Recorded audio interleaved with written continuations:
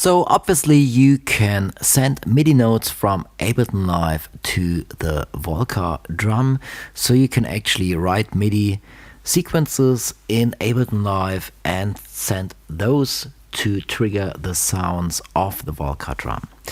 So as we have set up the different channels and the different tracks which are being sent to the different drum parts anyways, one quick and easy way would be to just select those and create a MIDI clip, and in here you can just put in MIDI notes, and all MIDI notes on here will trigger the first channel. So it doesn't mind which pitch I'm choosing here, but I'm choosing C1 for a reason which will come later. I will explain this later to you.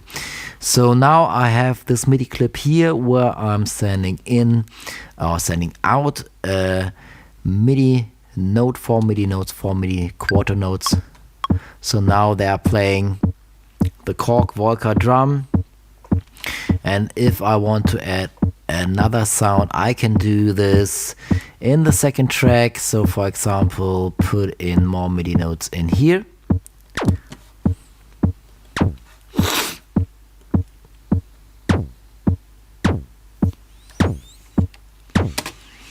And of course I can now record stuff in here as well. So if I want to use my computer keyboard, for example, I can now play my computer keyboard and record sounds in here. And as you can hear, I get some latency issues here already, and can't play them so nice. But still, maybe let's quantize those for now and have those playing. And as you can hear, sometimes if you're sending in notes from a different MIDI source, they not always will be triggering each sound if there are more MIDI notes on the same time coming in. You can hear the kick drum dropping out. So on the second round, this note wasn't triggering the sound because too many notes are coming in at the same exact time being sent to the Korg Volca drum, which is similar to what I was telling you in the chapter before with the MIDI control change data from automations and envelopes. If the Korg Volca gets too many MIDI information at the same time, it's not able to handle this that nice. So anyways, this would be a quick and accessible solution for sending MIDI from Ableton to the Korg Volca drum. It's being sent on those different channels here, so it's being sent to the different drum parts on the Korg Volca. The not so nice way now is if you want to edit those. So of course you can always select all at the same time and you get all notes being shown here. So this way you can actually create different notes in here, and yeah, just be so this way you are able to control or to write different notes in here. But there's a much nicer way if you actually say, well, let's put this all in one track. And I picked a solution which will come handy for this later on now if you want to use your push step sequencing here as well. So let's have a look. On this track here, I got a drum rack, and this drum rack has 4 chains in here. So let me create this, not completely, but just to show you how this is set up. So you need to get a drum rack from your file browser and drag and drop it into a MIDI track. And now you need to get the external instrument, and you're gonna put this into the pitches you want to. And now you need to set the MIDI to the Scarlett or to your MIDI port, which is connected to your Korg Volca drum. And for this one, only for this chain here, we're gonna select our external in here as well. So the MIDI, the sound now is being routed back onto this track. So you now can do this with another chain. So for example, we pick D1 here now, MIDI 2, Scarlet, and we need to set this channel now to channel 2 so that this note will be sent to the second channel. So we're now, we can see on the Korg Volca drum, we are playing those different channels, or sending out different notes on those different channels. So this way, like I said earlier, per default your Korg Volca drum is receiving on 6 different MIDI channels for the 6 different drum parts. So channel 1, drum part 1, channel 2, drum part 2, and so on. So it's a really good way to use this external instrument thing here, because it will change some or compensate for some latency. Well, this one here is, because this one is the only one which is receiving the audio. So we will get into latency in a second, but let me delete this track because I've set it up already in here for all the different parts, and this one, obviously this preset here is included in the Korg Volca Drum Editor pack.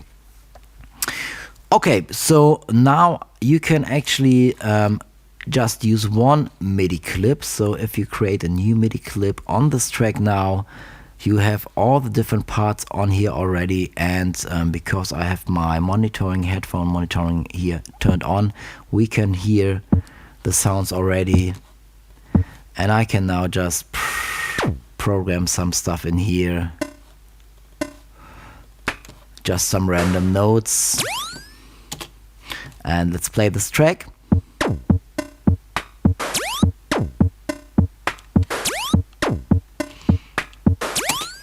And the beauty here is, as you can see now on the push here as well, you already get those different drum parts being played and being selected, those different chains in the drum rack visualized here on your push controller, if this track is selected, obviously. So if I need to be on the right track to get this shown by the push. And now I can actually use the whole step sequencing here of the push to play stuff or to program stuff in here. Let's go to the kick. So just to give you an example,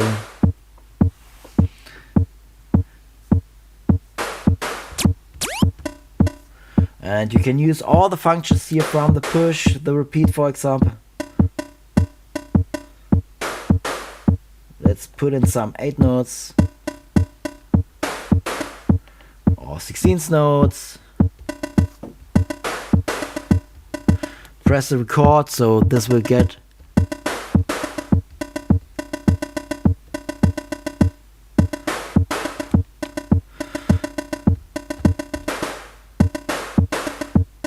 and switch off the repeat.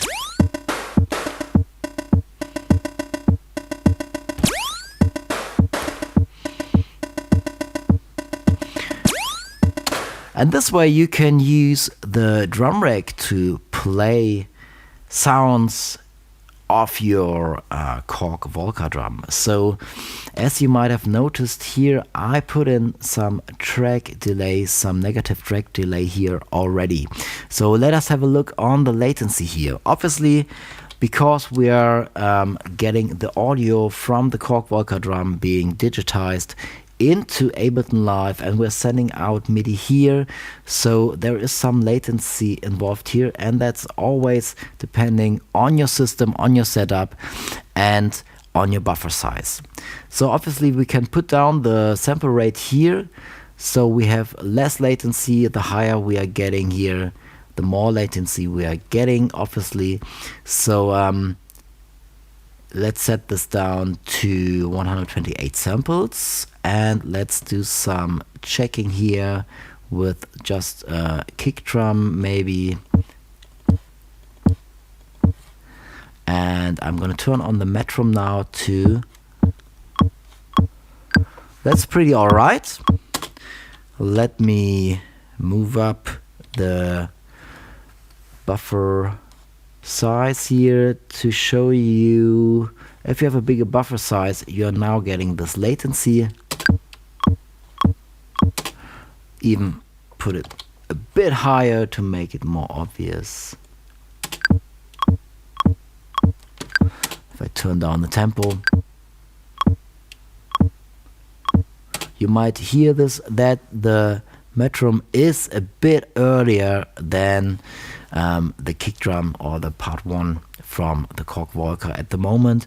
So for playback you can compensate this. If you're playing live, you can't compensate this. So for example, if I'm playing now on my push, you see there's a lot of lag here. So if you want to play live, you need to find the right settings for you, and of course you're limited here to your system. For playback, so if you have MIDI notes in here, you can actually do a trick which would be that you're sending out these MIDI notes information on this track earlier to the metronome. So for example, if I put this into a minus area here, so now let's put this to minus 200 just to show you. This is now 200 milliseconds earlier. This MIDI gets sent out 200 milliseconds earlier than the actual metronome from Ableton Live or the internal clock is ticking. So we can hear now the kick is earlier. And this is how you can set your playback if it's a bit off. That sounds just alright to me. Let's put it. Yeah, so you can do and check this via routing your audio back and recording it, for example. So if you just, for example, create an audio track and then route and back the audio from your drum rack, you will see if you have a latency here, and you can see this here, what your latency still is. So this hit here should be on the 1.2, and you can see that there is a little bit of gap. You can see the duration here, down here as well. So this way you can adjust this really well, but that is just for playback, and this is not for playing live. Okay, so now you're able to send out stuff MIDI from your push or from another MIDI keyboard or from your computer keyboard. Record it if you want to use a step sequencer on your push in your MIDI clip sequencing, step sequencing mode, or with other MIDI hardware here as well. And you are able to record this, to play this back and send the audio back to Ableton Live. On the same time, you can still obviously edit stuff in here. So if you are in have a preset or something running, you can still go in here and change stuff on the same time. You can lock this, for example, to your surface, to your push surface, and even now if you're going back to the drum rack, you still have access over the editor on the same time. So this way you're really able to use your push, for example, with your Korg Volca inside Ableton Live, via Ableton Live, access all the different parameters and automate those parameters, or even play notes and record those notes and maybe put some audio effects later on there as well. So obviously there is no limitation. I hope you're gonna have fun with the Volca Drum Editor. There are gonna be some more tutorials and some more shorter stuff on the web as well. Check out abletondrummer.com. There will be an online, or there is an online manual, and the links for where you can get the Max for Live device.